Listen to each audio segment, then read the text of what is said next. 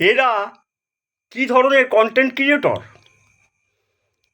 একটা কালী ঠাকুরের ছবি দিয়ে, একটা দুর্গা ঠাকুরের ছবি দিয়ে, একটা মনসার ছবি দিয়ে বলছে শেয়ার না করলে সে সঙ্গে সঙ্গে ধ্বংস হয়ে যাবে, আর শেয়ার করলে সে রাতে রাতে ফল পেয়ে যাবে।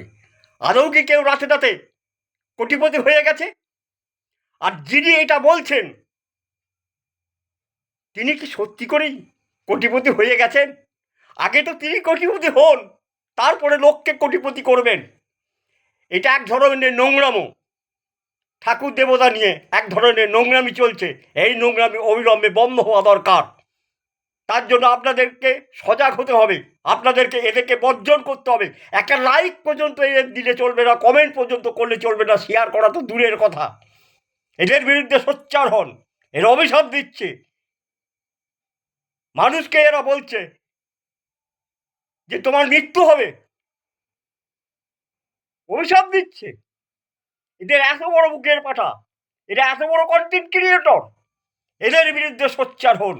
আপনারা সকলে মিলে এর প্রতিবাদ করুন। এর প্রতিবাদ করতেই হবে। এর প্রতিবাদ না করলে ঠাকুর দেবতা নিয়ে এই ধরনের নোংরামি চলতেই থাকবে। এটা হতে দেওয়া যায় না, এটা বন্ধ করা সকলের দরকার।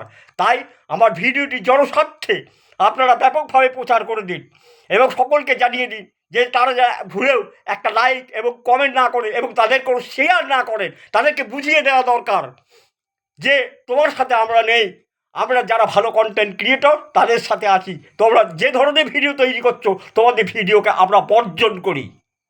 নমস্কার, আপনারা সকলে সুস্থ থাকবেন, ভালো থাকবেন।